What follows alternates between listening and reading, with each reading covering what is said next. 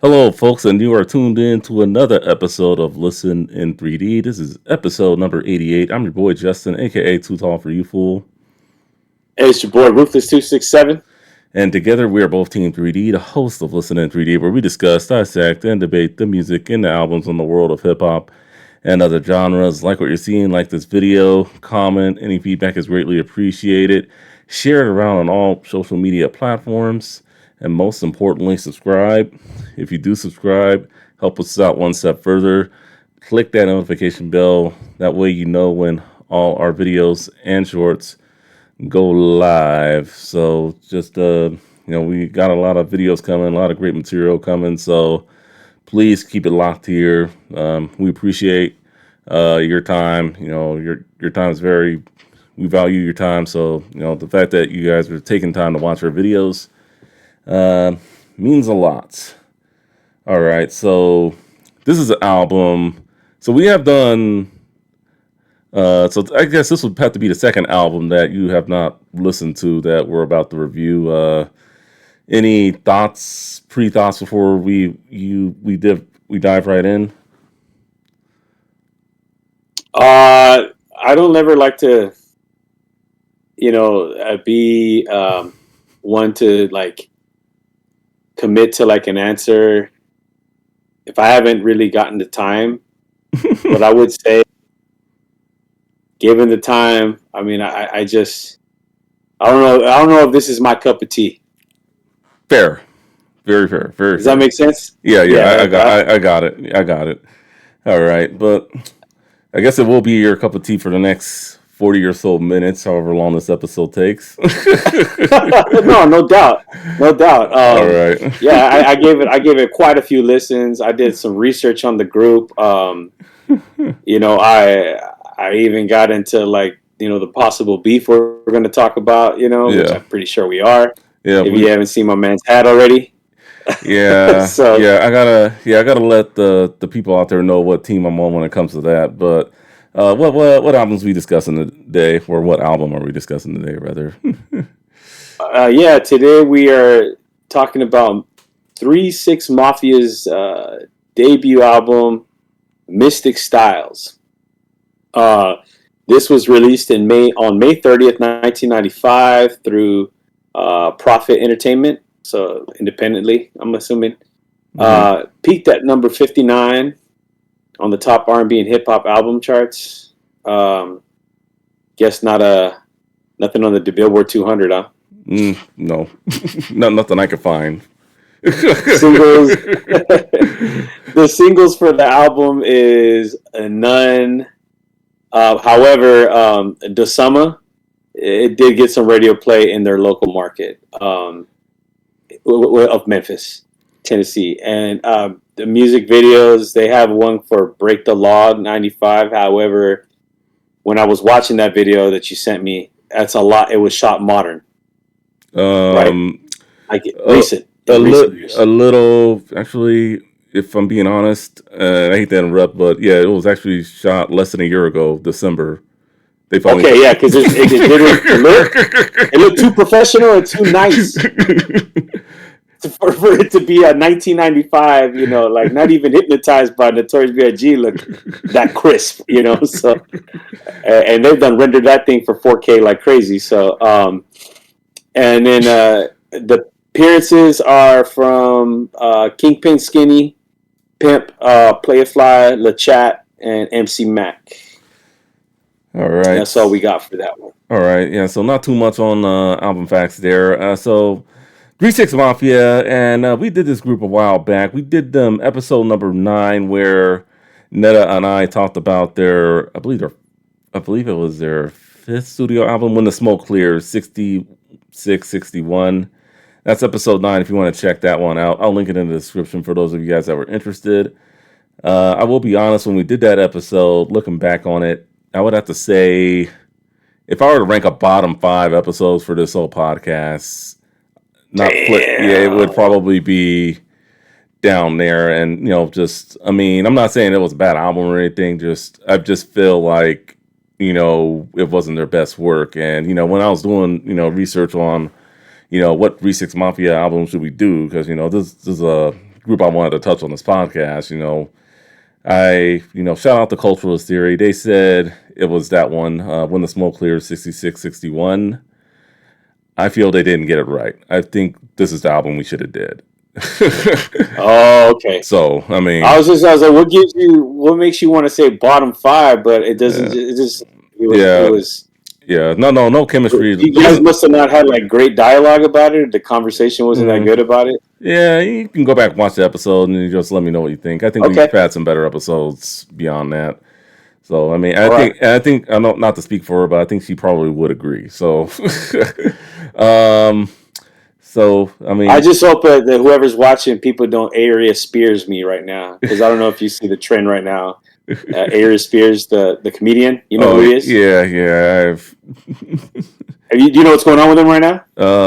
Not you can put me on game with it. Real quick, just sum it up in a nutshell, dude. He basically went on the Vlad TV and said that Ice Cube's pretty much like, Ice Cube, yeah, he's pretty much, he doesn't like his music, he doesn't like his acting.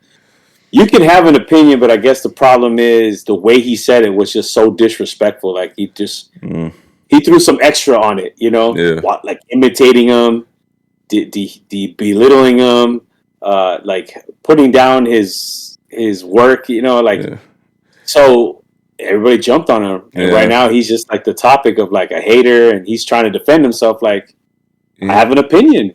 So that's why I only said that. Like right now, like if I have an opinion, but I hope people don't come after me like they're going after him when we talk about this album. Well, with him, just real quick, if you can't take it, don't dish it. That's all I want to say. But that's all I want to say there. But so I mean, so that goes, with the 3-6. But I think this is one of my personal favorite albums. Just listening to this. So 3-6 Mafia, just to remind you, had 6 members: DJ Paul, Juicy J, Crunchy Black, Gangsta Boo, Coops Danica, and Lord Infamous. Fortunately, Coops Danica, Gangsta Boo, and Lord Infamous are no longer with us, so may him rest in peace. And right now, the 2 active members of the group are just DJ Paul and Juicy J.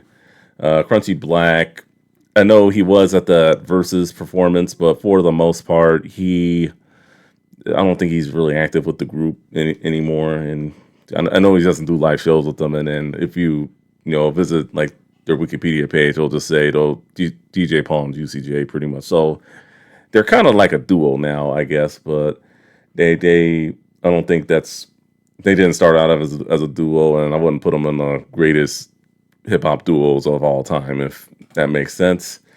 What's funny is on the cover of this album, their names are at the top. Yeah. DJ Paul and Juicy J, and then it says 3-6 Mafia right underneath. But as a gang of people on the cover. Yeah. I don't know if you picked that up, because it's funny you were mentioning that. I was like, it's funny because they were the 2 that kind of brought it together. Yeah, I mean, it makes sense. They are the leaders of the group, so yeah. And now it's just them again, So so that's wild. So anyway, so we'll get right into pre-listening thoughts. I guess with me, 3-6 Mafia, I didn't really get wind of them until like high school. Sipping on some scissor, and then they had later hits. Stay and Fly. I mean, I'm not gonna lie to you. At least, I wasn't watching a whole lot of BET and MTV back then. Unless I, did it behind my, my mom's back or whatever. So when I listening to LA radio, unless I missed something, I never really heard them on Power 106 or 92.3, unless they were on a Rap Attack, and I just missed it. But for the most part, I didn't really get wind of them on the radio back in the day, at least in the mid 90s. So so like I said, I'm just being honest. That's when I first heard about them and everything. So I am a little curious. You are a little older. When did you first hear about 3-6 Mafia? Like you, bro. I didn't know who they were in the 90s. My first introduction to them was sipping on some scissor, Yeah. and I was already like a sophomore in college, talking like 2000 maybe. Yeah, it was like Do you know when that song released? I believe it Sipping on was. some scissor. I believe it was sometime in 2000. I was either a freshman or sophomore in high school. So yeah, Okay. yeah, I think. So the only reason why I heard it, I had a fraternity brother at the time. Mm, Well, he was pledging, but then he ended up becoming a fraternity brother. mm, He was from the Bay Area. I mean, this guy loved his Bay Area rap. Like he, all those guys that you can imagine, right? yeah. And he was bumping. He really liked sipping on some scissor. Mm, Like, I thought it was Bay Area rap yeah. because it kind of sounded like that, right? Yeah.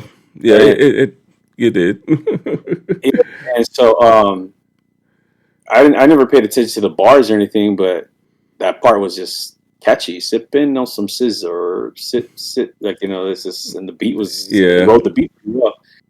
And then I didn't really.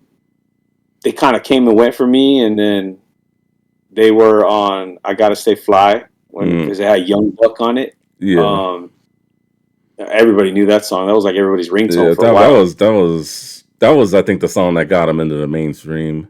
I guess somewhat. Yeah. I guess you could say "Sipping on Some Scissor" may have got him like at the door, but the one that kicked him through there it had to be the "Stay and Fly." So I think that's I what. like what you. I think I like what you said there. The sipping on the scissor kind of got them known throughout the hip hop community. Yeah. If you listen to hip hop like that, Hmm. you knew who they were now at that point. But Yeah. like if you were just some random person who turns on the radio, you definitely knew who they were now with "You Gotta Stay Fly." Yeah. Gotta Stay Fly. That was the one that cemented their legacy.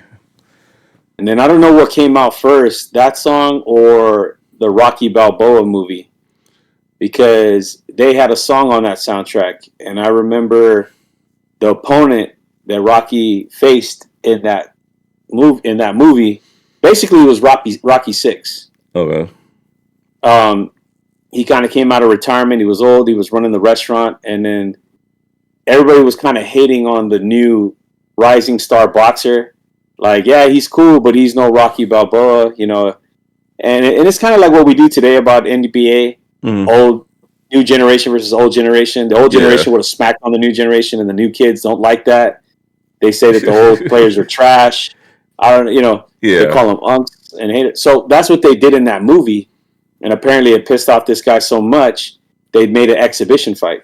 Hmm. And his intro song, the opponent, I forgot what his name was 3 6 Mafia, and he comes out, he just comes out. It says 3 6 Mafia. We gonna hit him with the left, hit him with Yeah. the right. Like yeah, and I like that song. I thought that song was tight, bro. So honestly, those are probably like the only 3 6 Mafia songs that I know. All right. All right. Fair enough. Fair enough. Well, for me, I mean, just at least with them, and just it's their music is definitely catchy over the years. I mean, one thing I will say, DJ Paul and Juicy J are some great producers, and they use a lot of fantastic samples on this album, and we'll get into that as the episode goes on. So usually we talk about album memories. Like I said, I didn't know who 3 6 Mafia was in 1995, and that was about the time I started listening to hip hop. But and I mean, you already said your piece with that, so we'll just move on to artwork. And I do got the CD, and I do got the vinyl too. Word? Yeah, Oh snap! Oh, you really do like this one. If you went out and got the, is it like a special edition or just straight up black? I think it's I can open it up real quick. I think it's not a special edition. It's Is it a bootleg? no, it's not. No, it's not bootleg. Oh, Profit. it is red. It's red. Yeah, it's Did that end up getting pressed by like a major after they got signed?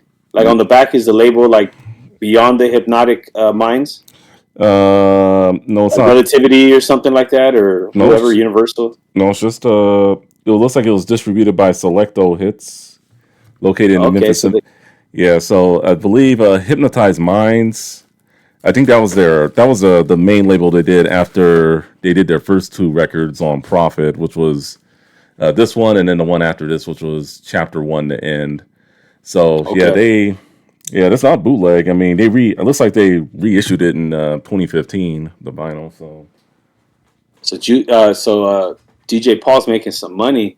yeah, That's tight. Good for yeah, him. yeah. So I mean, like E40, they did the whole independent route, and that's one of the reasons why I really admire them.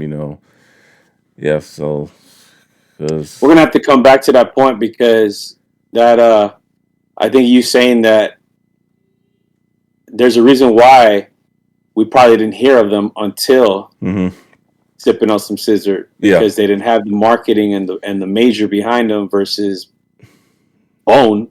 yeah, You know, yeah, they yo, had they had they had Relativity right out the gate with the distribution. Well, and Easy E Stardom. So yeah, yeah. Go ahead. yeah. So So I mean, so definitely just I mean, so yeah, I did. So I figured I'd show those off, and then believe that's it, tight, and it's a red vinyl too, so it the makes red sense with vinyl all the CD. blood. Yeah, CD. Not much to look at there, and it was only like one sheet of paper there, but it was relatively cheap. I do like to collect CDs from time to time, so That's tight. I yeah, think that's like the first I think I've noticed you to have both intact and both very proud. yeah. Well, I had yeah, I mean, the bone one. I mean, I had both those. That's right. Yeah, Yeah. That's right. yeah. So I forgot. That's a recent one that I remember you got. Like as yeah, far as the mm, splatter. That's right. yeah. But yeah, just so I mean, like I said, I guess you can kind of say I was really blown away by what I heard. So, just speaking of the artwork, looks like it's all five members. Looks like DJ Paul has a mask on. I think that's in the red hoodie in the bottom left corner. I think that's Gangsta Boo. I think that's Coops Danica in that brown hoodie. I think DJ Paul's in that green vest, and then Lord Infamous. So yeah, that's Lord Infamous right in the lower right hand corner. I don't Crunchy Black's not on the cover. Like I said, I think he was only on like one track on this album, if I counted it correctly. He was on. Yeah, he didn't really contribute much to this album. He was more on their next projects, but not this one. And looks creepy, horrorcore theme. Yeah, I agree with you. I know you're a horrorcore fan, so I want to know your thoughts. I mean, what do you think when you see an album cover like this? Uh, it's funny. I don't know if I am a horrorcore fan. I'm aware of it. There's certain ones that you've actually educated me on that would fall under the horrorcore Mm, theme that I yeah. didn't know that that's what that was. Oh. So who knows if maybe that's where like they will start. Like I was always aware of the name Mm, horrorcore, the label, but like I understand Bushwick Bill was yeah. put into that category for a little bit as a solo artist with the whole Chucky theme. Yeah. DMX obviously, Brother Yeah, Lynch. see that's what you were saying as far Yeah. as blood flesh my. So like you have educated me over like even I guess you could say some parts of Bone Thugs or Yeah. Natural Born Killers by Dre and Cube. Mm, Like that could fall. So like I was learning through you. Like okay, I can see how that's like a little subgenre of it. yeah. Um, so like I guess there's some parts that I do, and then some like I kind of have to start now looking at it through that lens to kind Yeah. of like put a stamp on it for myself. You get what I'm Mm, saying? Because yeah.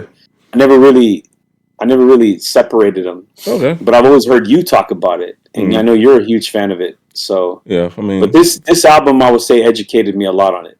Like I yeah. understand it. You understand it more. Okay. Okay. Oh, big time. Yeah, and I'll go into that as we start moving on. All right. Yeah. So yeah. I mean, for But me, yeah, but I do believe mm, it does have that feel to it with the yeah. name in red, like dripping Yeah. like blood. Yeah. Dripping blood. Um, I mean, I know for me, it gives yeah. I feel how like even Easy E too. Like how he like dark beats like. A few of Yeah, his yeah, you were songs, kind like of. Any Last Words, I'd consider that like maybe horrorcore. And you're right. You were making me. It Yeah, was during that time we were doing that yeah, one, that podcast.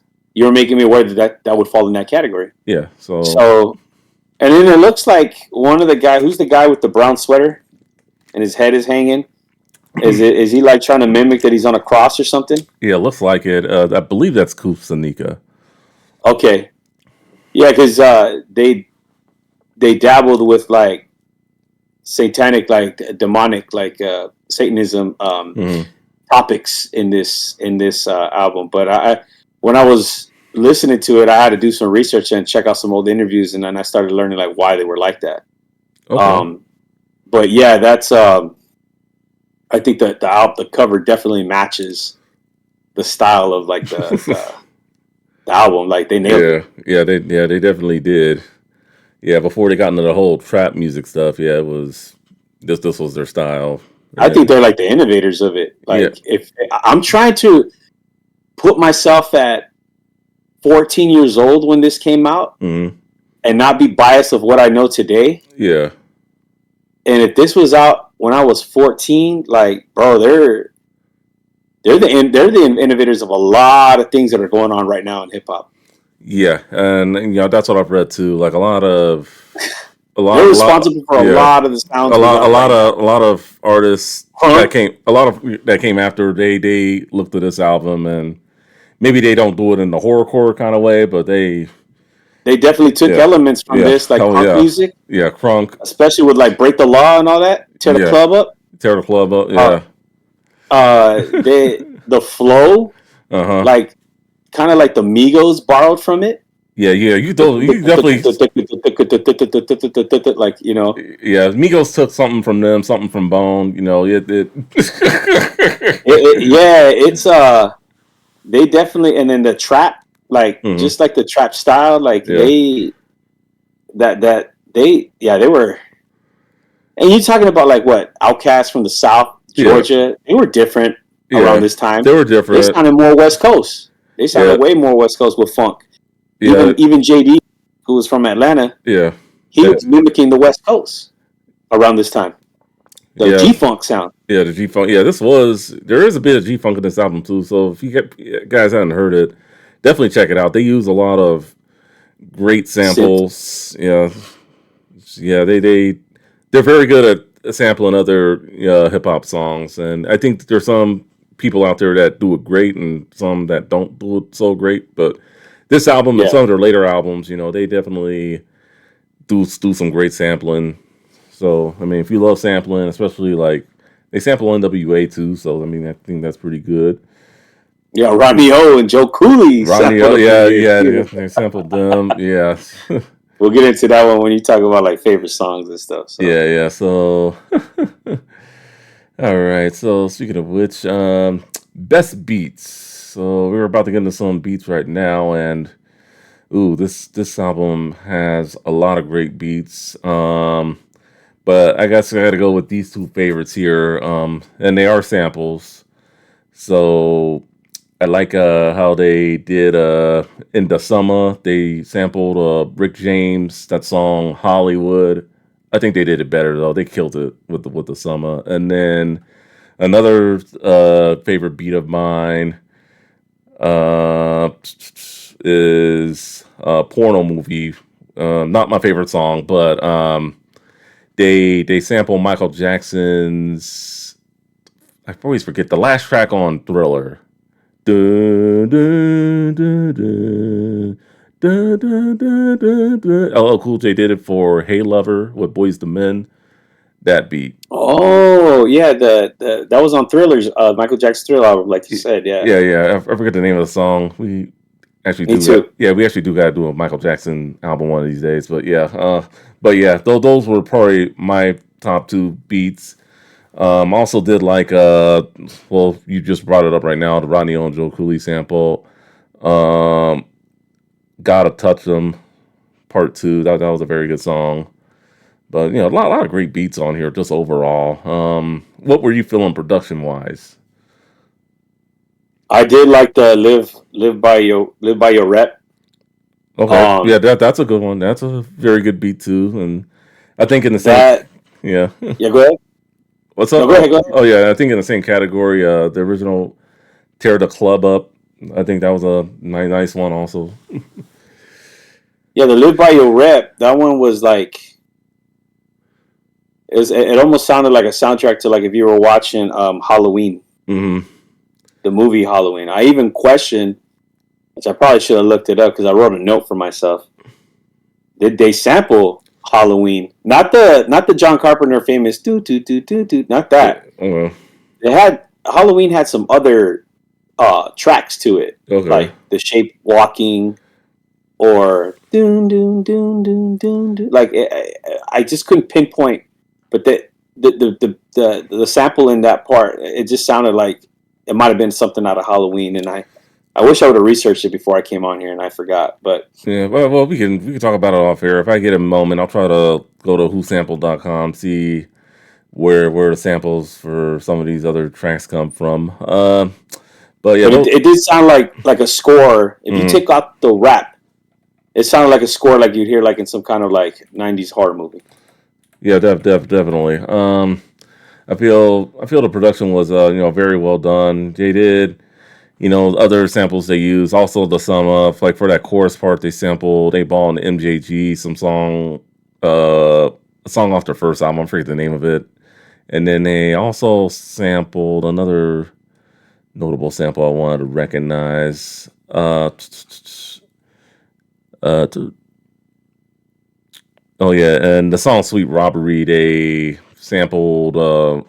I think one of the guys that was I think a song from Kingpin Skinny Pimp. I guess they sampled a song from them also. So they went all over the place with these samples here, and I think they did a very good job. They made it all work for the most part. No, yeah, I'm with you. Like the another one, a beat that I thought was tight was Long Night. Long night. Okay. That one was like smooth, like laid back, Mm, like something you probably would have heard on the Ninjas for Life album. yeah. Like do do do do do Oh do. yeah. It's just like cool. It Doo, sounded very doo. like Yeah. West Coast-ish, for lack of a better term. You feel me? Yeah. Like Well, it I think I sounded. think it did. I think it did sample. Doom doom doom. It's something. Yeah, something. It was a song off the Niggas for Life album that they did sample. So yeah, I It can't. sounded. I think it might have been from the "Why Do I Call Myself a Ninja?" You asked me. Like I think it's that Yeah, song, but I couldn't quite put it on. But you I know what? did like I how think it is that song. Yeah, yeah, yeah. I just can't think of the name. Yeah, I think it is that song that they. Dun, but it, dun, it, dun, dun, dun, dun. Yeah, yeah. That's the one they sampled. Long it, night. it just sounded dope to me. And then the other one is trying to remember what that sounded. I wrote it down. Uh, Back Against the Wall. That's a good song. Um, That's a good song. yeah, the beat was. I'm Dun, trying to dun, I'm trying to dun, remember. dun, dun. Yeah, that's a nice laid back song. Let me see. Hold on. Yeah, Yeah, that that sounded song. like Bay. That Yeah. sounded like Bay Area-ish to me. Hmm. Like, and I just like the that instrumental in the background, like of the high pitched sound, the ding, and then you just hear the bass, boom, boom, boom, boom, Yeah, boom, boom. they did a lot of good bass with that one. I mean, there are a lot of great beats on this album. In the game, that was a very good one. Well, The the summer, summer's a banger. Yeah, all or that's a nothing. banger beat too. Yeah, the The summer. summer, It should have that's been. the one. It should have been Go the ahead, go ahead. single. It should have been the single. And Well, the summer, that was the song that I felt okay. I can see why the Bone comparisons come in now. yeah. Okay. That the production, the Mm, way the beat was made, it just sounds like Bone. mm. Like um Yeah, Bone definitely could have and rapped over that beat. yeah, and the flow that they did, it just sounded gangster.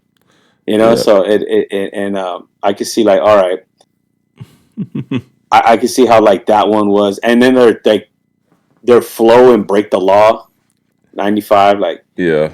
I could see how like I started seeing like the comparisons, like the especially like in their tone. So I got it, but Okay.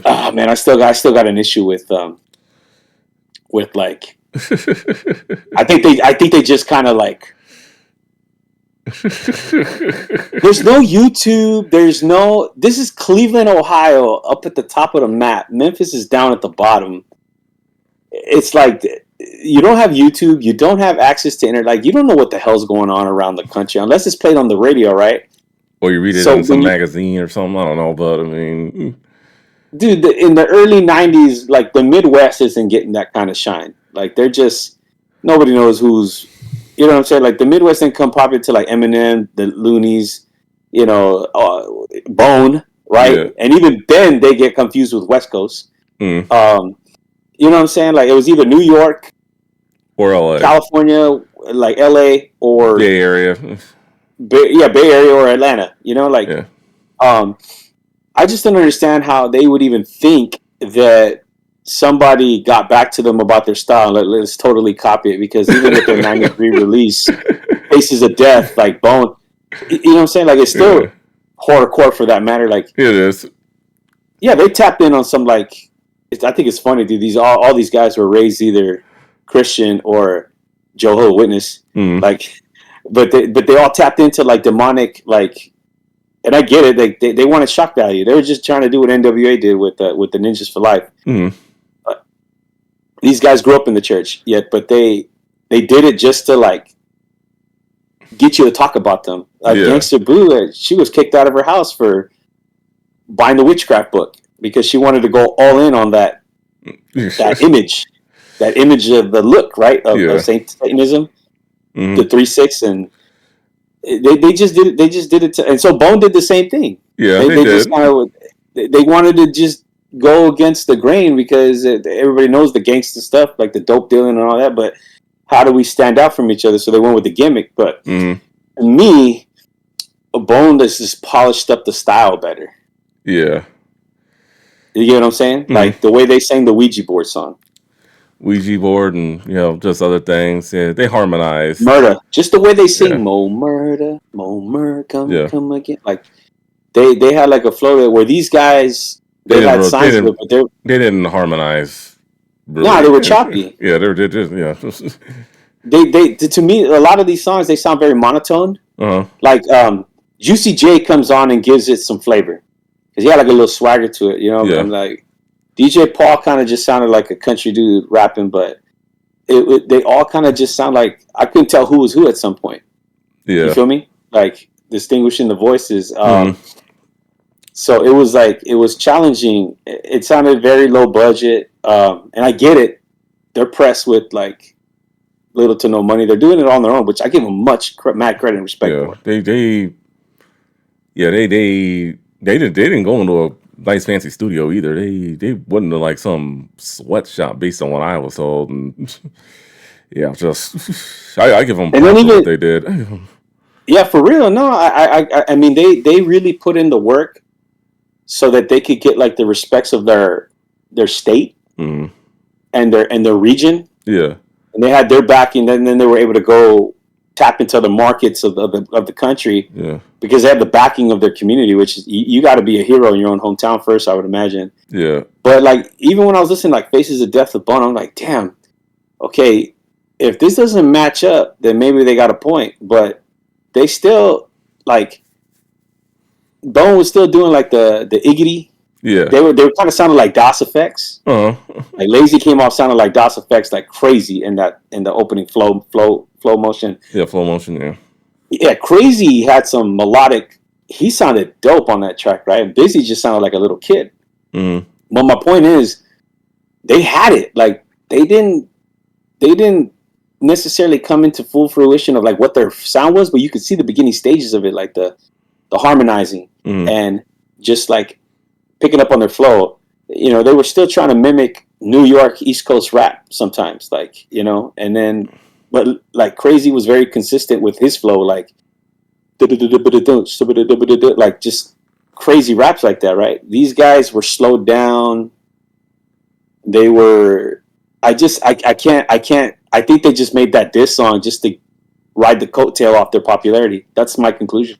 All right. Well, we can get into. Well, this would be the part where we talk about album singles, but since it had no Oh, my bad. singles, but no, well, since they had no singles, we figured we'd do the best three tracks. So since we're on the subject of "Live by Your Rep," I guess we can talk about that song. So I mean, That, uh, that track is crazy, dog. It was like you don't have to watch a horror movie. Just listen to them, and they describe like all the yeah, horrific things that a serial killer or any kind of murderous killer in these movies would do. yeah, You it's know, yeah, they're giving you a detailed picture yeah. of what they would do to Bone, dude. It was crazy. Yeah, and then like you were saying, I don't think like I mean they just they did they I guess you can kind of say they were a little jealous of them because even Juicy J said we were just making records, man. They did nothing to us, they just they were mad that they had like the same kind of style, the whole horrorcore theme. Obviously Bone can harmonize. They were more just choppy. The only one who I think could keep up with them flow wise was Lord Infamous and maybe Gangsta Boo, but the other members not really. I mean, Juicy J, like you said, he does have a little swagger, but DJ Yeah, he had like a yeah, voice. Yeah, he had like a voice, like a marketing yeah, appeal to him, yeah, where everybody else kind of sounded like bland. But you're right, yeah. that guy, Mm. not Lord Finesse, Lord, what's his name?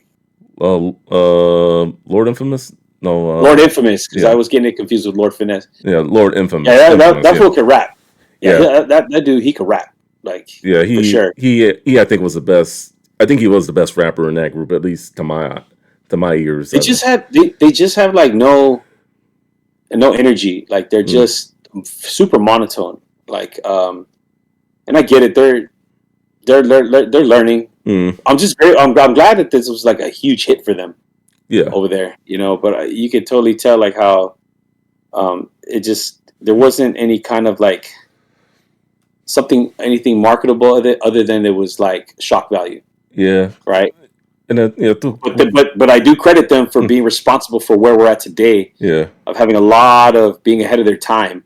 Yeah, they Where were. we're at with like Little Man, John and all those guys. yeah, they were definitely ahead Proud of for their them, time, and out coming out of Memphis, Tennessee, they definitely went in a way different direction. 8 Ball and MJG did, for sure. Yeah, Yeah, those definitely. fools are like very gangster. Like, Yeah, yeah, yeah, they were more.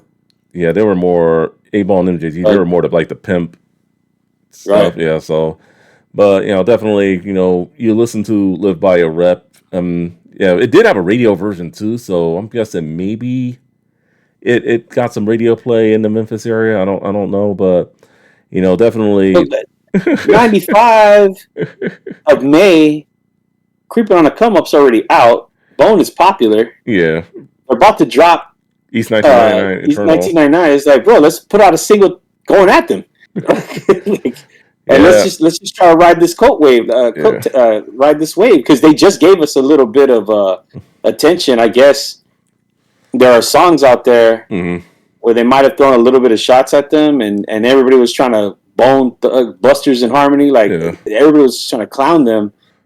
I guess the Art of War is where they really started going through all of yeah. them. You ain't bone. That's where they pretty much address a lot of this shit.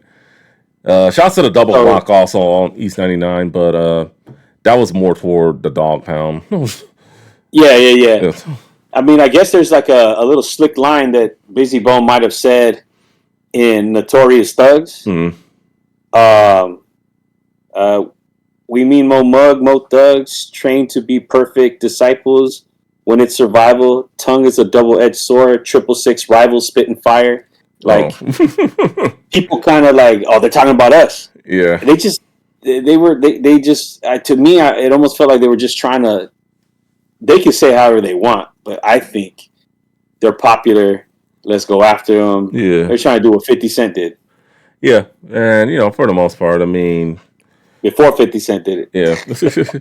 Yeah, I mean, the chorus I thought was pretty crazy. Bone lift by your rep, cause we know you bound to slip. When we blast with that mask, we don't empty this clip. That's a clean version, obviously, but I mean, But I mean, like I said, they squashed it. You know, they're friends now. I know Crazy Bone and DJ Paul.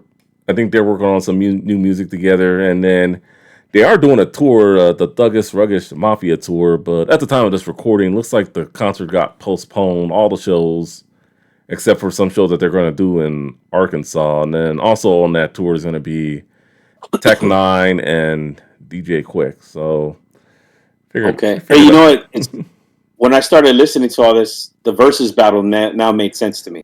Yeah, it did, and then with the 'Cause at the verses, time, I was yeah, wondering why these two. yeah, it does makes sense after you watch it, and then Yep. I will say After all this, this, yeah, I will say this though, I am on Team Bone, but I do think 3-6 Mafia did win it, but not by much. I don't think neither group really did a good job in terms of their performances, and I think they, if you, I don't know if you've seen it or not, but I think I did. The just highlight was Busy going after Juicy Gangsta J, Boo. no Juicy J or No, she was talking. She was talking crap to Gangsta Boo, and she was the one yelling, "He's off his meds. He oh messes up your group. That's oh the reason why you guys suck because of him. Just get rid of him." You're like, yeah damn, dude. yeah. Like I said, Yeah, he said you. I don't think they did That much was the better. highlight. I don't think they did much better. And then Bone not performing first of the month, kind of, yeah, that left a sour taste in a lot of fans' mouth. So, all right, so we got that out the way. Let's go on to the song that had a music video 29 years later.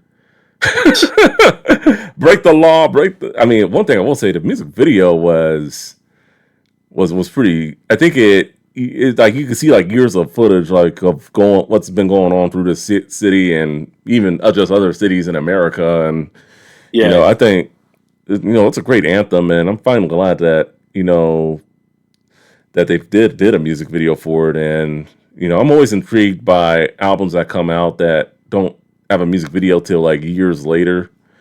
So I'm just happy that they what's finally another did. album that's kind of like that? I know Folsom did one. Oh, okay. Folsom, and then who else did one? I know after Brenton Wood died, yeah, the song that he did with I think it was Little Rob or one of those. I know they did a music video for the song that he was on with them. So You know who else? 50 Cent did. They had released "God Gave Me Style" years. I mean that video just dropped like maybe last year yeah, from a so 2005 release. You're right. yeah, You're so right. it happens, and if it's not, I mean, I'd have to go like find a list, but I mean, it does happen. So and this album especially because it had no singles, no music videos. I mean, Yeah, they didn't have a backing of a major label to give them a budget to do that. They would have yes, had to like yeah, Rockefeller it and yeah. pay for it out of pocket to do it. You It know? probably would have looked low budget. Yeah, I should have probably told you when I sent you the video. Oh, this was made in Christmas time of last year, so Yeah. yeah, No, because it you're definitely would have looked low budget. Have you ever seen the movie Streets is Watching with Jay-Z? no, I hadn't seen it. That's some horrible acting, low budget stuff. But they made that movie on their own. They financed that whole film on their own. They didn't get no major studio to back them, which would explain why they are the way they are. But yeah, I could totally see like they just didn't have the resources like kids nowadays can shoot their own videos with a Yeah, Canon camera, their iPhone. yeah. They could edit this on CapCut. They give you a full presentation and then upload it to YouTube. Mhm. That's what Soldier Boy did, right? So Yeah, yeah. It's yeah. So he's like, yeah. So they just, they didn't have the backing of a major to help them with all that stuff back in those days. I But they're mean, still town heroes, man. I yeah, think it's incredible for them. yeah. That and then it's a good song too. Definitely, DJ Paul kills it. It's a DJ Paul solo song, pretty much, just with the Break the verses law, and break the law, break the law. Yeah, dude, I saw that video. I was like, yeah, dude, the area of Memphis that they highlighted is great. yeah. We don't want to step foot. You know, I don't even want to step foot in there if I don't know anybody. Yeah. No, not at all. Not at all. Yeah. And then So the song that probably could have went a little more popular had it been played around the country during that time, the summer that uses yeah, the Rick James sample. Good song. I think Yeah, I like how I that was don't a smooth beat, smooth smooth beat, laid back and cut. they just they kept it clean for the most part. That's why I think they were able to get it played in the Memphis market because yeah, they weren't going back into the studio and doing like clean versions of these songs. I'll tell you that right now. But I mean, yeah, just they I like how they just describe how what goes on in Memphis, over the summers and all that stuff, and then just hanging out with friends, trying to get at girls. It kind of reminded me of like a cholo rap, Yeah, like if some essays would have like rapped over that beat, or like NB Writers or something like that. yeah. It was I kind of mean, reminiscent of that. I know they're not from the West Coast, but it does seem like Of course, yeah, it does seem like a good song to low ride to, if you know what I mean, on like a yeah, Sunday yeah, yeah. afternoon. Yeah, They got the Cadillacs out there, yeah. so. But yeah, it was that song was, but it was that song that I started noticing like, okay, I can see it, All right, and what a cool. coincidence Yeah, with Bone. That's what I'm saying. Like, what a coincidence. yeah. All right. So anyway, we talked the three most important tracks, usually the singles, but yeah, we're just gonna call it three most important tracks. So, what were your favorite three tracks? And I know this is gonna be interesting. Okay, so I thought Sweet Robbery was a cool track. I think what intrigued me was the psychotic laughing in the background. Yeah. You know, like just to go along with the Mm, whole, because I kept thinking horrorcore, like yeah. dude, they're like it's like a lunatic laughing in the background. Mm, I thought that one was the whole vibe of that song was just like it's like watching a movie. okay. Um, the what is that? Gotta touch him Oh yeah, kind of because touch them. Oh yeah, Neo yeah. the That song. Yeah. Mm-hmm. Metro Boomin ended up making popular to kick off Yeah. this Kendrick beat. Mm-hmm. Yeah. Yeah. And I wanted to. I'll tie that in with "Back Against the Wall." Back against They the wall. kind of That's a good song. Back against the wall is a yeah. good song. And then the third one was "Long Night" Long night. because Okay. they they rode that beat pretty well. Mm, With where a lot of them were super choppy, and it's like you got to do a better job like riding this beat or like making yeah. it like a full song. Uh huh. That one was finally like you just didn't hear guys rapping over a beat. Like it was like well composed. Okay. I thought that one was Long Night was like well composed. They rode that beat pretty well. All right. So for me, I had to go with the summer. I think that's the best song on the album, in my opinion. Yeah. And then, so second song I'm gonna go with, like you, "Sweet Robbery." Definitely, that's a song I'd recommend anyone listen to. It's especially if you like, horror themes, psychotic stuff like that. That laughing in the background and that whole what is it? That sample that they use. If I can find it, I can't find it here. Yeah, I can't find it here. But yeah, that sample that they used was just like amazing. Hit the dashboard and like with that slowing down I that did stuff. like the chopped and Yeah, screwed stuff that was in there. yeah, Like yeah. it was that part was that was really cool. So yeah, that was one of my favorites. And then third one I'm gonna go with, it was, well, actually maybe four. It was a toss up between "Live by Your Rep." I mean, I know it's a Bone disc. I know I'm a big Bone fan, but hey, I mean, I don't really credit it too Take that much. hat off. Yeah. I just played. I'm playing. I'm playing. No, no. But no, I mean, people like their disses. I mean, you like Dre Day, right? Oh yeah, he's a good one. No, I did. I didn't know Vaseline too. Man. Yeah, Don't no, get yeah. it twisted. So I mean, and then it was a tie between "Live by Your Rep" and "Tear the Club Up." And the funny thing with "Tear the Club Up" too is they did that song again a few albums later. It was called "Tear the Club Up" '97. They actually do have a video for it, by the way, where they sampled the SWAT theme. Pretty cool Oh song. wow. Actually, they actually sung it at the verses. Actually, I don't know if you remember. I can send it to you. Yeah, yeah. No, I remember when I heard it. It Yeah. was like, Hmm. is the '97 one just like the '95 one? They just chant "Tear the club up, Yeah, tear yeah, the yeah. club." That they do, but the beat is like way different. The '97 It's one, different. Yeah, imagine, yeah. yeah, So the but reprise of the yeah, song. yeah. Then the one they did on this album was more like a darker theme. It sounds like a beat you wouldn't even hear at a club if I'm being perfectly honest. Like the whole like yeah, it sounds like terror. So like And they come to tear the club up with that vibe, man. So yeah. So it was a that's tie. It was a tie between those two songs, and then "Live by Your Rep." I think it was just amazing song. Just amazing. They got my group there. They got them, and they didn't even Bone didn't even do anything to provoke them, but just be them. But like I said, it's a beef that it's been squashed for years now. They're friends for the most. Well, I know DJ Paul and Crazy Bone are really good friends. So no, it's good. Yeah, when I heard tear the club up, I instantly thought Little John. Or just other down south songs like "Buck if you nut," "Buck if you nut." Like it's just, I was like, dude, these guys nailed this in 1995. Now, unless there was other artists out there doing it, dude, I was hell like, I credit no, them. hell Then no. I credit them like in the South that I never heard of. Uh, And I'm telling you, hearing this album, I said, you got to go back to being 14 years old. Who were you listening to at that time? And you have to give it that same integrity and respect. Like, and you you think cannot be influenced by anything you know now. Like, they're out the window. They haven't even, some of yeah. them haven't even know they were going to rap yet. So Yeah, go and back to that time, and it was challenging because I was like, damn, these guys. yeah, I heard a lot of modern stuff in there now. So that's yeah. crazy.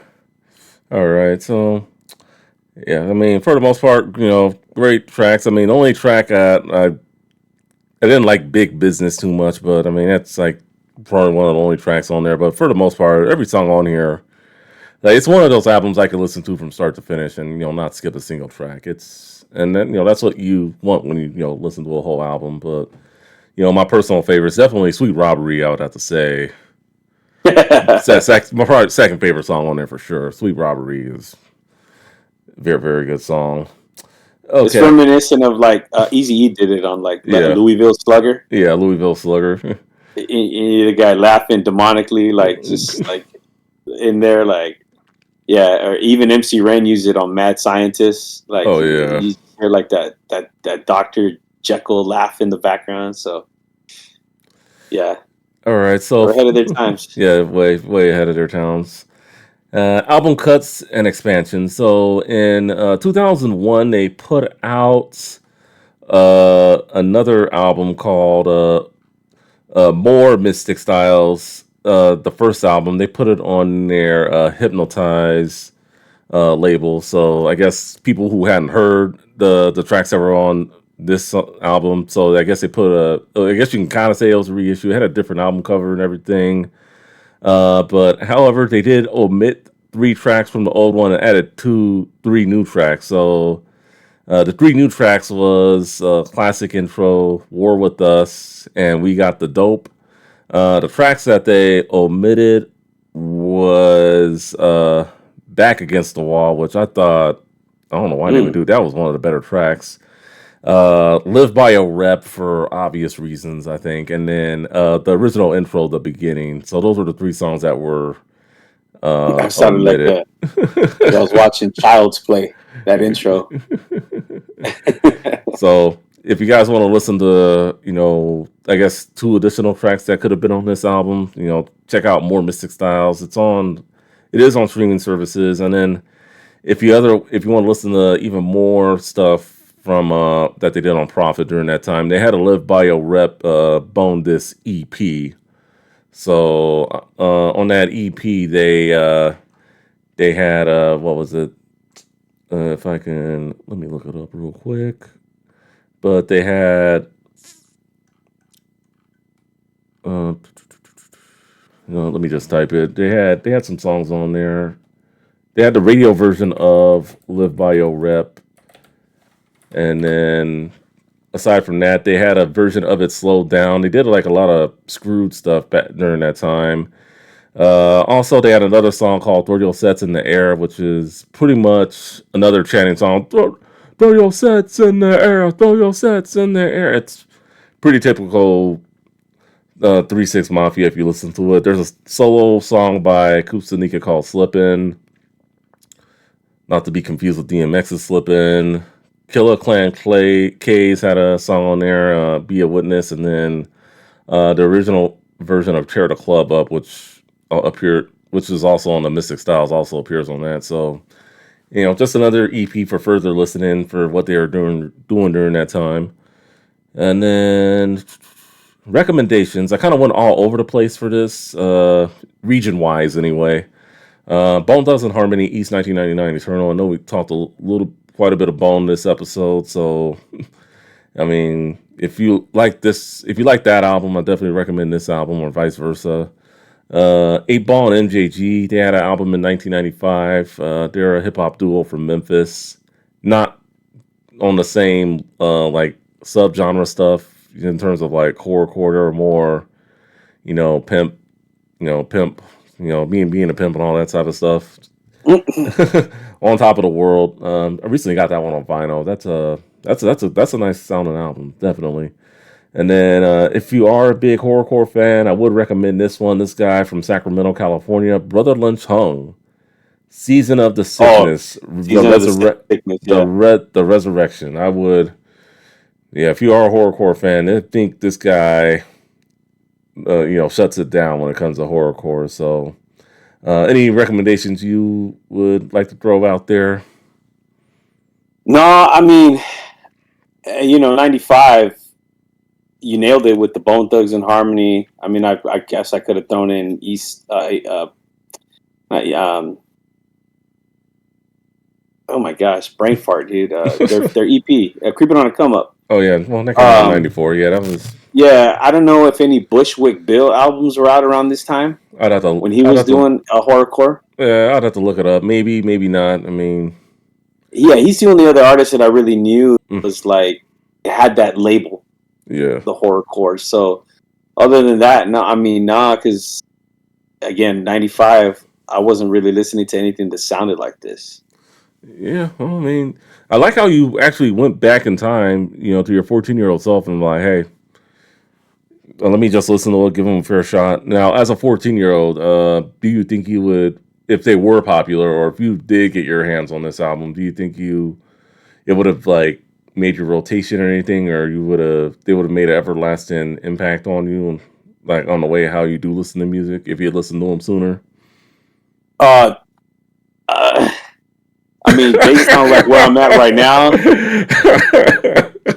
I don't think I would. I don't think it would have, bro. Like it's just like it just didn't. Look at.